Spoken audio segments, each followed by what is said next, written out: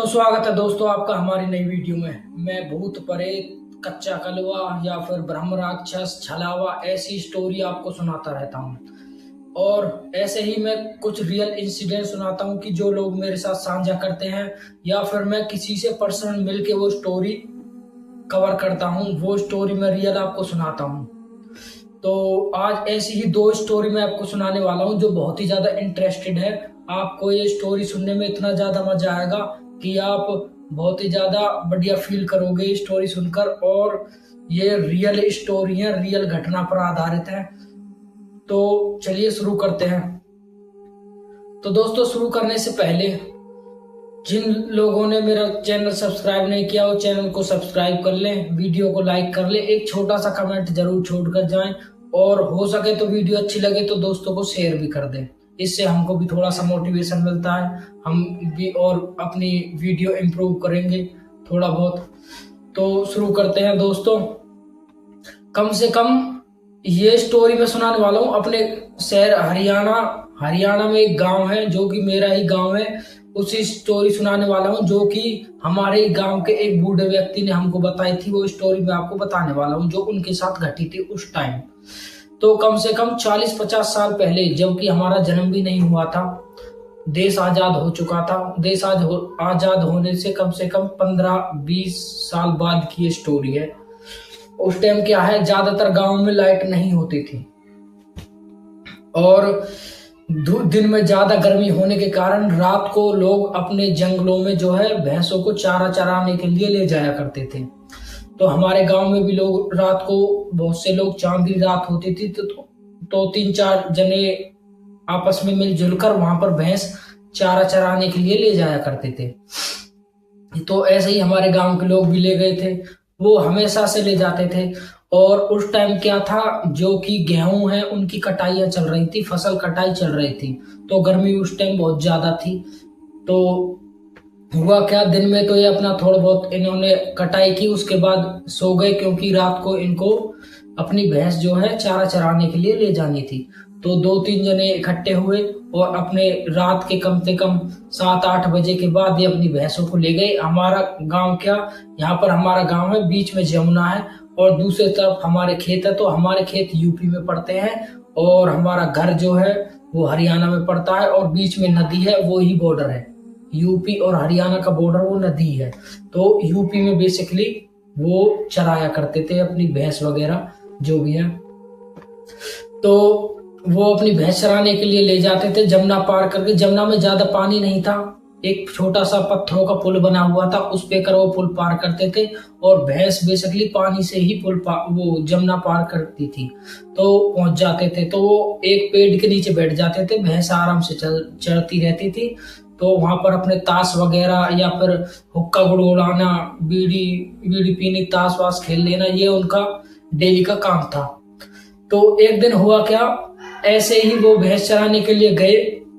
उसके बाद रात को कम से कम 1-1:30 बजे उनको ढोलक या फिर नगाड़े बजने की आवाजें आई और दूर दूर तक वहां पर खेत है, कम से कम 10-20 किलोमीटर दूर तक खेत है। मतलब यूपी साइड को गांव यूपी के 10-20 किलोमीटर बाद ही आते हैं, वही खेत है।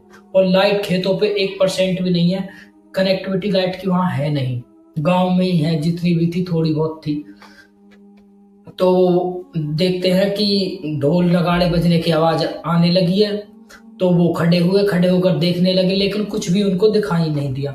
तो उनमें से एक थोड़ा सा उम्र सही थी उसकी, कम से कम 35 से 40 उम्र थी। उसने वहां गूलर के पेड़ के नीचे वो बैठे हुए थे, जो खेतों में गूलर का पेड़ था।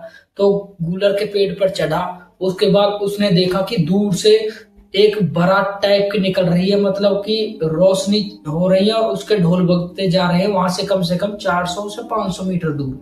तो उन्होंने बताया कि ऐसे ऐसे वहां पर शायद दावत चल रही है और हमको वहां पर जाना चाहिए। तो ये बड़े बूढ़े, इनको रात को भूखी भी लगी थी और इनका खाने का टाइम भी था। तो इन्होंने सोचा कि आज दावत ही मारते हैं, कोई दिक्कत नहीं। तो ये अपने भैंस को वहीं छोड़ गए, वो चल रही थी क्योंकि दूर दूर तक कोई भी नहीं था, भैंस अपनी वहीं पर चल रही थी। वो पहुंच गई तो उन्होंने देखा कि वहां खेतों में ही लोग बैठे हुए हैं और उनके सामने प्लेटें रखी हुई हैं, जो पत्थर वत्थर होते हैं, जैसे कि हरियाणा में जैसे कि होते हैं पत्तों का बना देते हैं, या फिर जो पत्ते एक साथ मिला देते हैं दुन्ना बना देते हैं, ऐसे ही वो रखी थी, उन पर ही वो खाना खा रहे थे।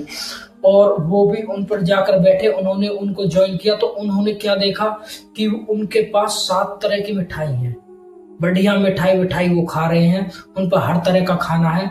और ये भी उनके बगल में जाकर बैठे तो उन्होंने इनको भी खाना सर्व किया। खाना सर्व करने के बाद इन्होंने खूब खाना एंजॉय किया और खाना बहुत ही ज्यादा स्वाद था। इन्होंने आज तक भी इतना स्वाद खाना नहीं खाया था।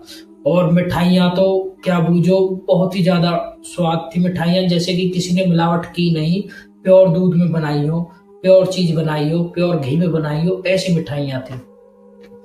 तो ये 4 जने थे।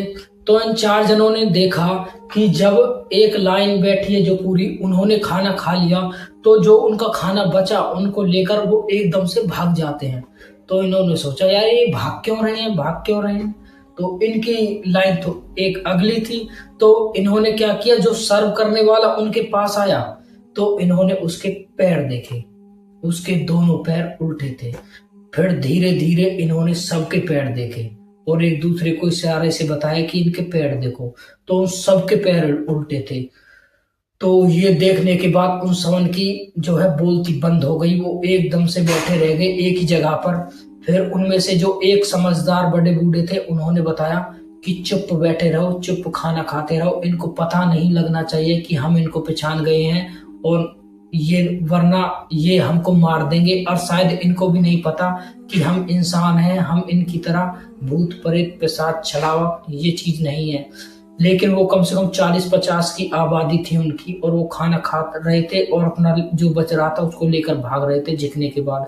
तो इन्होंने ऐसा ही किया, सबको समझा दिया अपने यार दोस्तों को कि अपना खाना खाने के बाद जो बचे इनकी तरह ही लेकर और अपनी भैंसों की तरफ भागना है या फिर गांव की तरफ भागना है। हमको इनके पास रुकना नहीं है, इनको महसूस भी नहीं होने देना है कि हम इंसान नहीं हैं। हाँ, इनको लगना चाहिए हम इनमें से ही एक हैं, तो ऐसे ही हम बच सकते हैं, वरना ये हमको मार देंगे। उसके बाद इन्होंने ऐसा ही किया। जैसे ही इनकी लाइन की बारी आई उठने की, ये अपना खाना वाना लेकर और वहां से सीधा भाग दिए। उसके बाद ये भागे भागे अपने घर पहुंचे। घर पहुंचने के बाद ये रात को तो वहां पर सो गए जाकर। सुबह ही इन्होंने भैंस देखी अपनी कि भैंस कहाँ पर है, किसकी कहाँ पर है। और गांव वालों को भी इन्होंने वो मिठाई दिखाई और गांव वालों ने वो मिठाई चखी भी। इन्होंने बताया कि रात को जो है भूत प्रेतों की जो है बारात निकल रही थी खेतों से, तो वहां पर हमने खाना खाया तो हमने जब उनका पैर देखे तो उनके पैर सारे के सारे उल्टे थे और हम कैसे न कैसे अपनी जान बचाकर वहां से भाग कर आए हैं।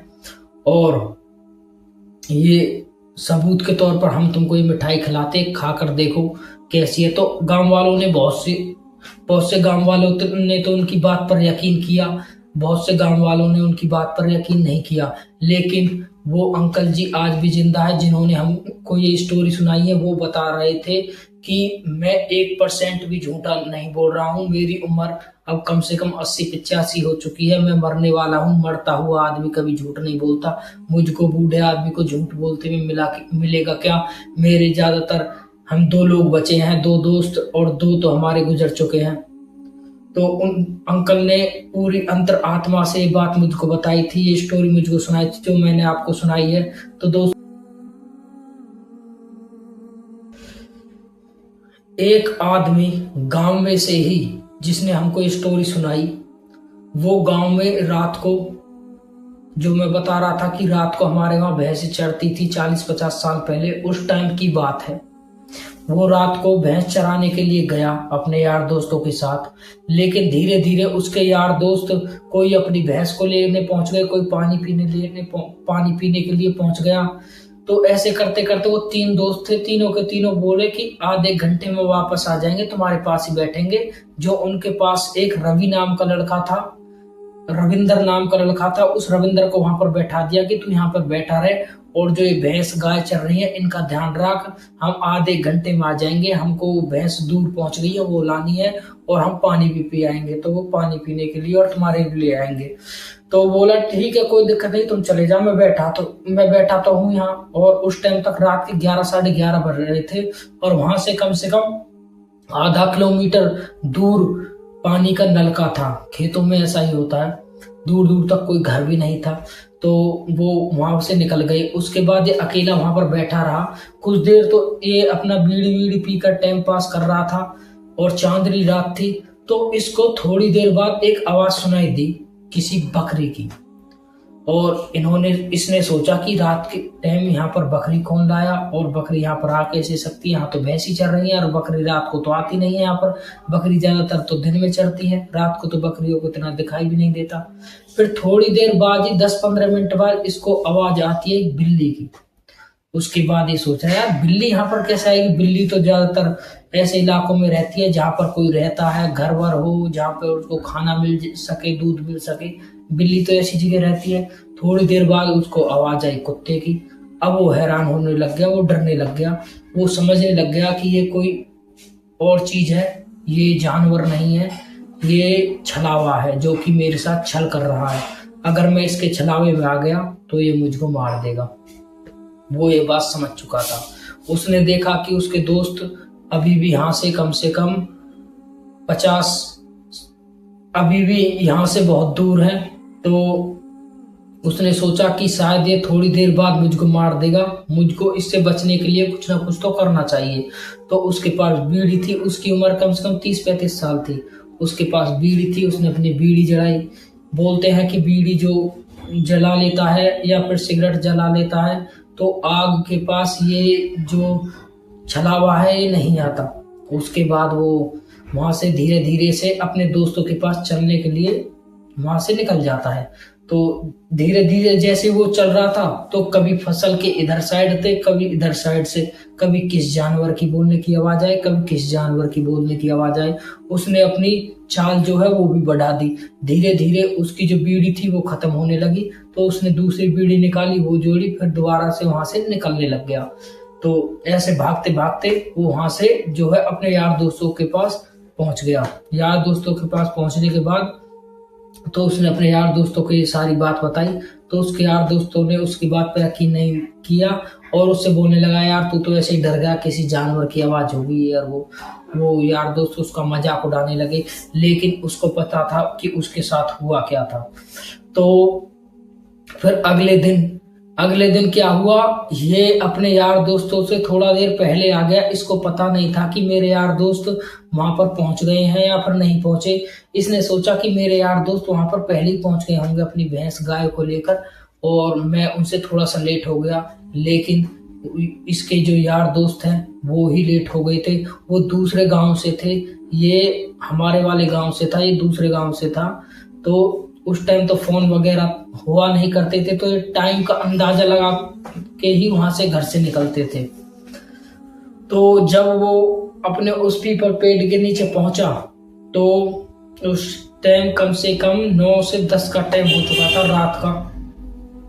तो उसके साथ फिर दोबारा वही चीज होने लगी, कभी किस जानवर की आवाज आनी, कभी किस जानवर की, कभी किस जानवर की। तो ये समझ गया कि आज ये मुझको जिंदा नहीं छोड़ेगा, ये छलावा जो है मेरे साथ छल कर रहा है, आज ये मुझको मार कर ही छोड़ेगा। तो उसने फिर अपनी बीड़ी जलाई और वहां से भागना चालू किया। भागते भागते भागते भागते थोड़ी दूर उनको उसके दोस्त दिखे और वो अपने दोस्तों की तरफ भागना चालू कर देता है। उसके बाद पीछे से एक आवाज आती है उसको कि आज तो तू बच गया, लेकिन किसी दिन और मेरे हत्थे चढ़ा तो मैं तुझको मार दूंगा। इसने पीछे मुड़कर देखा तो कम से कम 6 से 7 फुट लंबा एक आदमी खड़ा था। वो आदमी नहीं, एक छलावा था जो कि इसको मारने के लिए आया था। उसके बाद ये जब भी आता तो अपने यार दोस्तों के साथ आता और कभी भी इसने अकेले जाने की कोशिश नहीं की, क्योंकि वो इसको मार देता। छलावा कभी भी 2 से 3 लोगों को नहीं दिखता, वो अकेले लड़के को या फिर अकेला कोई बंदा हो उसको टारगेट करता है। और उसका मारने की स्थिति ये है कि वो उल्टा जमीन में गाड़ देता है, नाड़ नीचे गाड़ देता है, पैर ऊपर कट जाता है। ये छलावे का मारने का जो है, ये छलावा लोगों को ऐसे करके ट्रैप करके मारता है। तो दोस्तों ये थी हमारी दूसरी स्टोरी। अगर आपको हमारी स्टोरी अच्छी लगे तो हमारे चैनल को लाइक करें, शेयर करें, सब्सक्राइब करें। तो हम मिलते हैं आपको अगली वीडियो में।